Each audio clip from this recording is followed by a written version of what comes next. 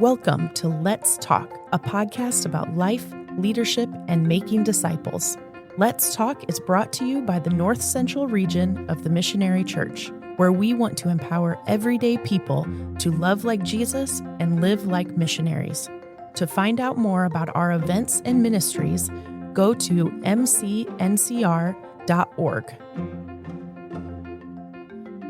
Well, hey, Kevin Moore here. Thanks so much for joining us for Let's Talk. I'm the regional director here at the North Central region, as well as your host of this podcast. And once again, I'm so honored that you are joining us, whether for the first time or if you're a regular. We hope that you will subscribe to this podcast and share it with a friend. Listen, don't be a stingy leader. Share this content.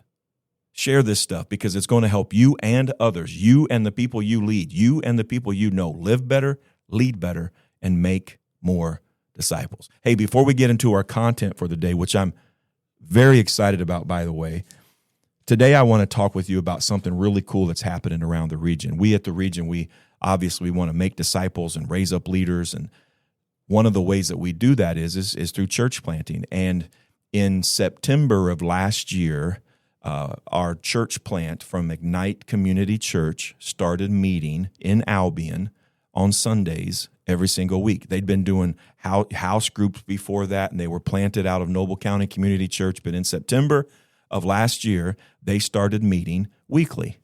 And since then, God has done some amazing things through them, through their leadership, and through their people. Since September, they have baptized 20 people. 20 people have been baptized since September of 2025.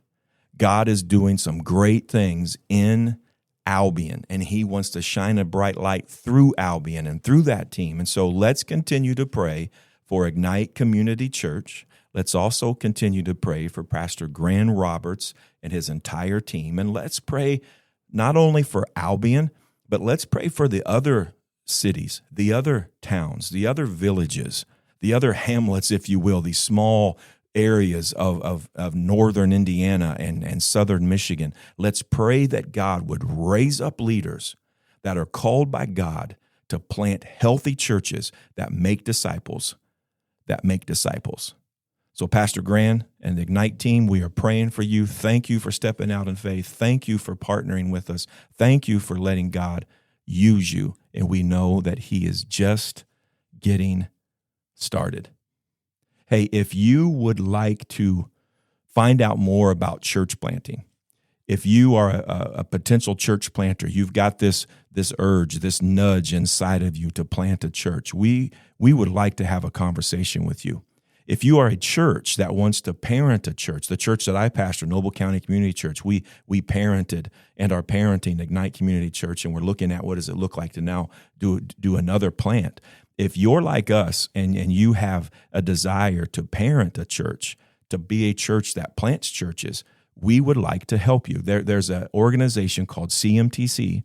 It's through our Missionary Church. We at the North Central region, we are a part of this organization, and we would like to have you lean in, find out more about CMTC, find out more about the church planting training boot camp, find out more about the parenting training boot camp, and see how you can begin to take your next steps. So here's what I want you to do. Go to mcusa.org/CMTC. mcusa.org/CMTC. And you can find out more about the church planting boot camp as well as the parenting boot camp. Listen, when it comes to everything, you shouldn't do it alone. You can't do it alone. But when it comes to church planting, whether you're parenting a church or you are actually the one planting the church, you need partners. I know from experience on this. That's a whole other podcast, but you need partners. And the Missionary Church, specifically CMTC, through the Missionary Church, is a great partner for you, and we would love to come alongside of you. So, hey, without further ado, let's introduce our topic. Today, we're talking about don't climb the leadership ladder, burn it. Don't climb the leadership ladder, burn it. What do I mean by that? Well, grab a notebook, grab a pencil, and let's find out. Well, as usual, it's always an honor to speak with you here on the Let's Talk podcast. Today, I'm excited about our topic because I'm going to give you probably an unusual title, maybe a title you never heard of before. And here's what it is. Don't climb the leadership ladder. Burn it. I'm going to say it again. Don't climb the leadership ladder. Burn it. If there is such a thing as a leadership ladder, we should not strive to climb the thing. We should just go ahead and burn it down. So let me tell you a story. I spent 8 years of ministry of my life serving as a volunteer youth pastor. Small, rural, northern Indiana churches. Loved it. I was a draftsman. I worked at a local home builder to provide for my family. But for years, I had the dream of becoming a full-time youth pastor. Man, I started thinking to myself, man, a day, if I was full-time, I could take my teenagers to youth camp. I could take them to retreats. I could actually go to conferences. Man, I'd get to hang out with other full-time youth pastors and learn from them and ask them questions. Man, whenever I get to be full-time, my whole schedule is going to change. I'm going to go to a whole new level. I was so excited about having the opportunity to be a full-time youth pastor, getting to take my kids to camps, getting to take my kids to retreats, hanging out with other youth pastors that are farther down the road from me so I can learn from them. I was so excited. And in the year 2000, our home church was able to bring us on staff. We'd been serving there as volunteers at this particular church for 4 years. And we're serving, and finally the church was financially able to bring us into a full-time staff position. And I was so thankful. I was so thankful to the pastor. I was so thankful to the church board for taking that leap of faith, for bringing us on. The church was around 150 people at the time in a community of about 4,000. So to hire a full-time youth guy at a church that size and a community that size, it was a big step. It was a step of faith. It truly was. But they took the chance. And I was finally a full-time youth pastor. Man, I was stoked. Good night, I was stoked. Well, that summer I had the chance to take my small group of teenagers to our denominational summer camp. Oh, I was looking forward to it. I was looking forward to hanging with my youth and seeing God move in their life. But I got to be honest, one of the things I was really looking forward to was sitting down and asking some veteran youth guys some questions because I was hungry. Man, I was hungry to grow. I was hungry to learn. And I knew these guys, they've been there, they've done that. I just need to sit down and talk to them a little bit, asking some questions. So I literally arrived at camp with a notebook that had a list of youth pastors' names written in it that I wanted to learn from in the next 5 days. I was the new guy. I was from a small church and small town, only had a small group of kids coming, but boy, I was ready to learn. I'll never forget coming up to one of the big-time veteran youth pastors at the camp, and I remember he was walking down the road, getting ready to cross a bridge and go on to his next meetings, but we're in between sessions, and so I ran up behind him, and I said, hey, my name's Kevin Moore, and I was wondering if I could set a time this week to maybe take 5, 10, 15 minutes of your schedule to just ask you some questions about youth ministry. You've got a group of 200, and man, I'd really like to learn from you. Well, the youth pastor looked at me quite honestly with this uninterested look on his face, and he replied, well, walk with me and ask me your questions while we're walking. So I felt like this little kid, but this was the only chance I would get. So I asked him a few questions while we walked down the road. He never stopped. He never looked at me. He never gave me a sincere answer. I'll be honest, I felt like I wasn't worth his time. I was a little guy from a little town. He was the big guy who was helping literally run the camp. He was way farther up the ladder than I was, and quite honestly, he was too busy to give me any of his time. Well, over the next 5 days, I tried to meet with other youth pastors on my list, and all of them except for one gave me the same type of response. Walk with me while we talk. Sure, I got 2 minutes, man. What you got? One of them just out replied, well, maybe later. I can't do it right now, brother. And just kind of walked away. All these leaders were at larger churches than I was. All these leaders had much higher positions than I had in the denomination. All the leaders were too busy for the little guy from the little town with only a few kids in the group. Now, next year, our student ministry exploded in growth. We grew from a few students to more than 200 in just a year. And that next summer, when we went to camp, we were not only one of the largest groups at camp, we were one of the largest ministries in the state. And I got to be honest, I was blown away when I arrived. Because those same guys who would not give me the time of day the previous summer, were now coming up and asking me, hey, where are you sitting for lunch, brother? Hey, where are you sitting for lunch, Kevin? Hey, why don't you come sit with us? Hey, Kevin, if you got a few minutes, I was wondering if you could talk to me about what you're doing down there in Ligonier. I'd love to hear about it. Hey, Kevin, I got a ministry idea. I wanted to run by you. I was shocked. I was floored. And I wanted to ask him, hey, bro, you didn't have time for me when I was the little guy on the totem pole. You didn't have time for me last year. Why do you have time for me now? Now, of course, quite honest, I didn't do that, but man, I felt like it. See, for me, if there's one thing I despise in leadership, it's the ladder. The ladder. 1 rung, 2 rung, 3 rungs, go as high as you can. And here's my advice for you. Don't climb the leadership ladder. Burn it. Burn the thing.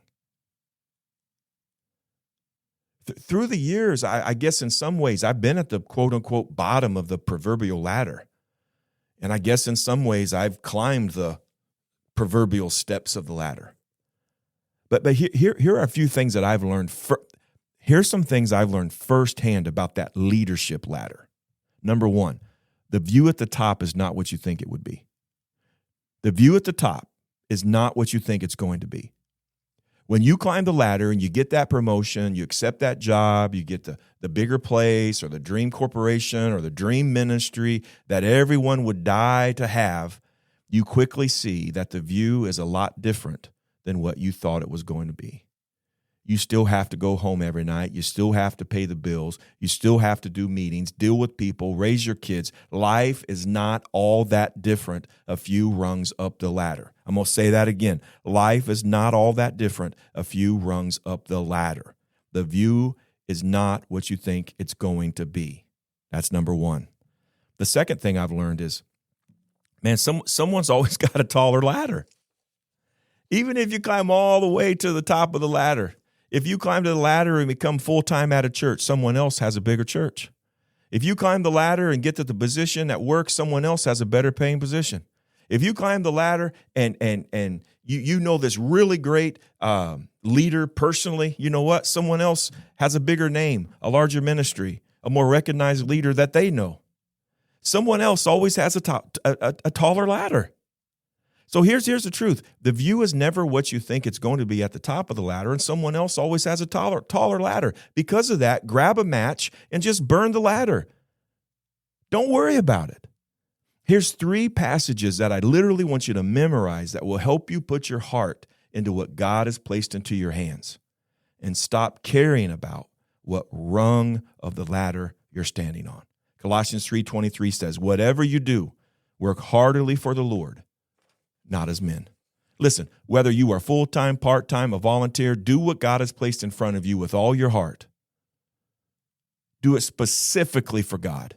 Do it specifically for His attention. Don't focus on who's watching. You do what you do, and you focus on doing what you're supposed to do. Let God take care of the rest. 1 Timothy 6:6 says, but godliness with contentment is great gain. What if you were simply content with doing what He has currently given you to do? What if instead of trying to do more, why not just strive to do what you do better? Just do it better. Here's a third passage, Philippians 2:3. Do nothing from selfish ambition or conceit, but in humility count others more significant than yourselves. Let me ask you today, why are you leading? Why are you serving? Why do you want that position? Why do you want to lead? What are your motives? Is your motive to gain the attention of others? If you're a ministry, is your motive to get If you're in ministry, is your motive to get on the speaking circuit? If you're in business, is your motive to stay where you are until a bigger position comes available? What's your motive for what you're doing? See, there is unbelievable joy that comes from just putting your head down and putting your heart into the things that God already placed into your hands. Don't worry about climbing the ladder. Do what he gives you to do, the best you possibly can. When it comes time for a promotion, whatever that might look like, God will take care of it. This is something I tell my kids all the time. Put your heart into what God has placed into your hands, and you never have to worry where your feet are. Just put your heart into what God has placed into your hands, and you'll never worry about where your feet are. God will take care of that. So as we always do, here's some questions for you at the end. Where are you chasing a rung more than faithfulness? Is there a title, a platform, a crowd, a certain amount of pay, recognition? Where are you chasing a rung instead of just being faithful? When you get overlooked or when you've been overlooked, do you get discouraged, resentful? Or do you stay steady? And what does your reaction reveal about motives? Here's another question. What would change right now if you worked heartily for the Lord, even when no one else notices, even when you don't tweet about it? Yeah, I know it's called X now, but you don't X about it. You don't social Instagram about it. You don't Facebook. You just did it. What would change if you just put your head down and worked heartily for the Lord? What would happen? And here's the last two. These are big ones. Where are you comparing your ladder to someone else's? Where are you comparing your ladder to someone else's? And then lastly, what would burning the ladder look like for you this week? What would it look like for you to burn the ladder? For me, it looks like this. I'm going to put my heart into what God has placed into my hands, and I'm not going to worry about where my feet are.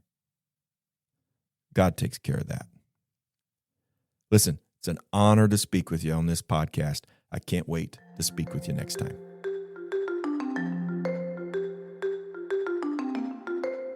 Thanks so much for listening to Let's Talk. We hope you enjoyed this content on don't climb the leadership ladder, burn it. Don't climb the leadership ladder, burn it. Just do what God has called you to do. If people watch, they watch. If they don't, they don't. If you get promoted, you get promoted. If you don't, you don't. God takes care of all of that. Just put your heart into what God's placed in your hands, and you know what? You'll never have to worry about where your feet are. Hey, here at the North Central region, we want to help you live better, lead better, and make more disciples. If you haven't checked out our Elevate conference with Carrie Newhoff, make sure that you go to our website. If you haven't checked out the Timothy Project for youth leaders, adult leaders, as well as teenage leaders, go to our website, mcncr.org. Check the events button, and you can find out more about those conferences and things that we have that are going to help you live, lead, and make disciples. Hope this helps. Can't wait to speak with you next time. Thanks for joining us for Let's Talk. If you have any questions, topics you want us to discuss, or a story you want to share, email us at info@mcncr.org.